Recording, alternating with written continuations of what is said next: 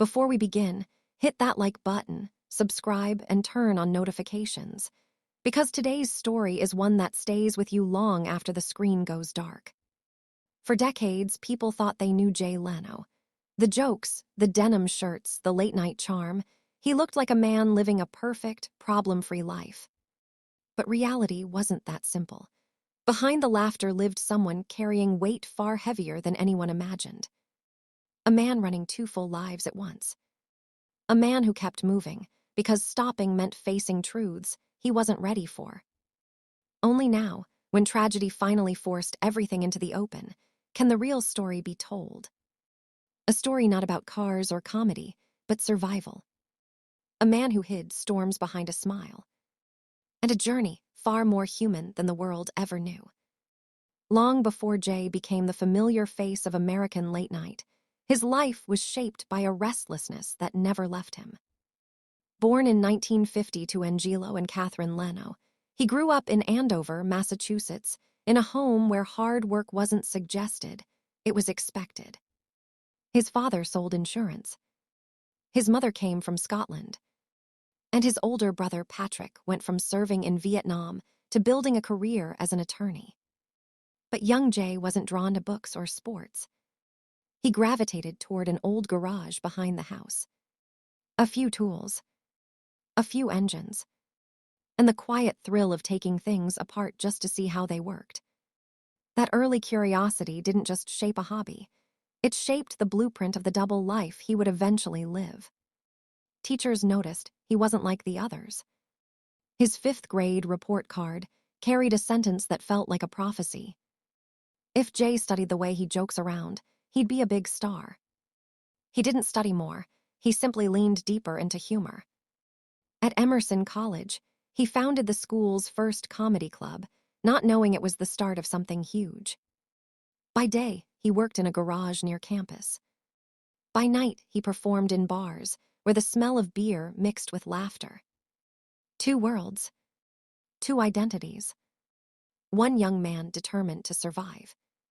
When Jay moved to Los Angeles in 1973, he carried both worlds with him. He worked in a Burbank garage to pay rent. And at night, he performed at the Comedy Store until closing time. By the time he made his first Tonight Show appearance in 1977, he had already lived a life powered by exhaustion and ambition. Success didn't slow him. It pushed him harder. Movement became his shield. Motion kept him from thinking too much. And comedy and machinery became his way of staying afloat. Two rhythms, one life. As the 1980s began, Jay's climb toward national fame became unstoppable. While others waited for opportunities, he created them, performing more than 300 shows a year. Finishing sets at midnight and jumping onto early flights for the next gig. His clean, relatable humor made him a favorite across America. But beneath the calm smile lived a restlessness that never quieted. The same urgency he had as a boy tinkering with engines. In 1987, NBC named him permanent guest host of The Tonight Show. A historic moment. A massive responsibility. And the beginning of his hidden struggle. Off camera, Jay still slipped into his garage, working on cars until his hands were black with grease. Fame couldn't replace the grounding that machinery gave him. And the split identity only grew deeper. By 1992, when Johnny Carson retired, the network chose Jay as successor, a decision that sparked one of TV's biggest controversies. Headlines accused him of betrayal. Fans took sides. And Jay found himself at the center of a storm he never wanted. But he did what he always did. He kept working.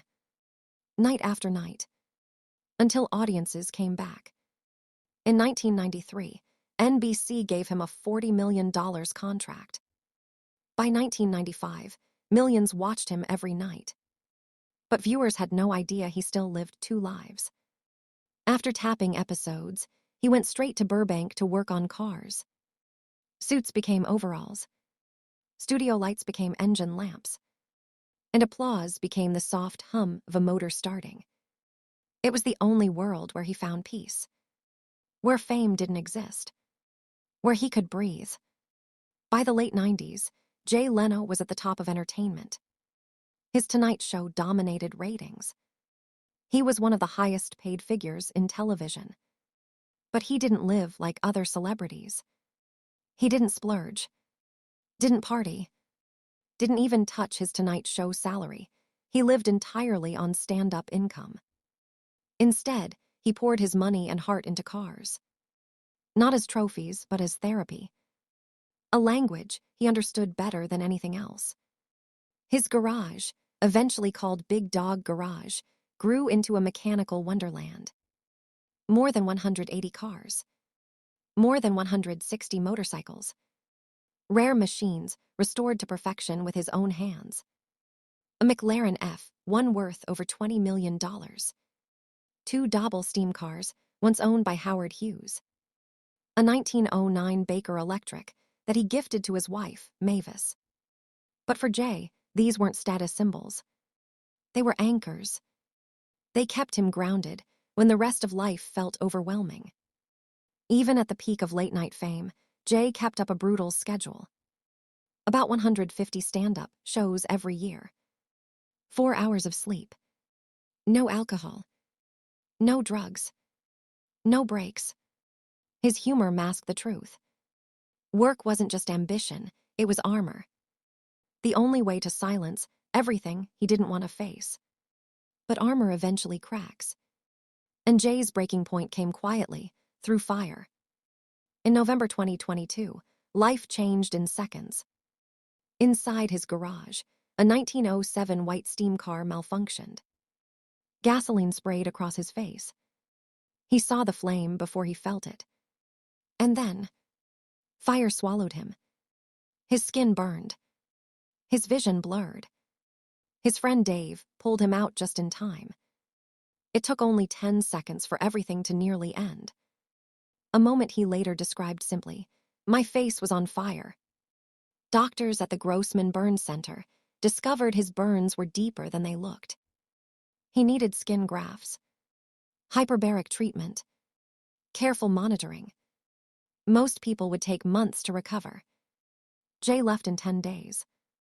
And 6 days later, he was back on stage, joking through the pain, pretending he was fine, carrying injuries he didn't want the world to see. A habit he had mastered over decades. Just 2 months later, tragedy struck again. Jay was testing a vintage motorcycle when he hit a wire stretched across the road. The impact threw him off violently. He broke his collarbone, fractured ribs, cracked kneecaps. Another hospital stay. Another round of jokes to hide the pain. He still didn't cancel his shows. Still didn't rest. Still didn't slow down. And then came the third blow in early 2024. While filming in Pennsylvania, he slipped down an 18-meter slope. He fractured his wrist, bruised his face, shocked his already exhausted body. And yet his first question, after every accident, remained the same. Is the car okay? It sounded like humor. But it was. It was the clearest sign of a man hiding behind routine. Routine was something he could control, unlike life. But the danger that changed him didn't come from fire or crashes. It came quietly, inside his own body. A sudden stroke. A moment where his speech slipped. Where his world blurred. Doctors found dangerously high cholesterol and a heart blockage he had unknowingly lived with for years. This wasn't a wound he could laugh off or fix with tools. It was the kind of threat that could end everything silently. And yet, he still didn't slow down. Jay began treatment immediately. Medication. A portable EKG connected to his phone. A stricter diet. Less soda. No alcohol. No cigarettes. But he wasn't a health fanatic. He still loved steak and pasta. Still slept 4 hours. Still worked endlessly. Still believed movement was survival. But while his own health was crumbling, a deeper heartbreak was unfolding at home. The one tragedy he couldn't outrun, couldn't joke away, couldn't fix with a wrench. In 2024, Mavis, the woman he'd loved for more than 40 years, was diagnosed with advanced dementia. The quiet, steady marriage they built was suddenly shaken. Memories began slipping away. Moments disappeared into confusion. Days blurred. And Jay entered the hardest chapter of his life. When he filed for conservatorship, the truth became public. Her memory was fading faster than anyone imagined. Some days she didn't know the date. Some days she struggled to recognize her surroundings. Her neurologist said she often forgot her own birthday. Sometimes she forgot conversations seconds after they happened. And the most painful part, every morning she woke up believing she was hearing about her mother's death for the first time, reliving grief again and again. A loop of heartbreak no one deserves. Jay described the moment with quiet devastation. Not just crying, learning it for the first time. He stepped into his new role fully. Feeding her, dressing her, helping her with every small routine, guiding her through confusion, trying to make her smile even when she didn't understand why. He told her jokes. He held her hand. He stayed close, even when she slipped far away. To lighten her moments, he would carry her gently and laugh. This is Jay and Mavis at the high school prom, rocking her back and forth until she smiled. She still recognized him, at least sometimes. And he held on to that with everything he had. He rearranged his entire schedule around her, flying to Puerto Rico for a show and returning the same day so he could be home by nightfall. No matter where work took him, she remained the center. He said, as soon as this ride over, I'm going home to make her lunch. Love became his second oxygen. The man who once lived 2 full lives, mechanic by day, comedian by night, now lived one. Caretaker, husband, witness to fading memories. His toughest job, his most emotional role, and the final test of the vows he once spoke. For better or worse, he whispered, even the worst isn't that bad, because it meant he was still beside her. As her world became smaller, he brought the world to her. Travel videos, animal shows, quiet road drives, soft music, familiar things that soothed her. He knew he couldn't stop the disease. He couldn't bring her memories back. He couldn't rebuild her mind the way he rebuilt engines. But he could love her. And he did. Jay Leno had survived fire, metal, accidents, exhaustion, a failing heart, decades of an impossible schedule.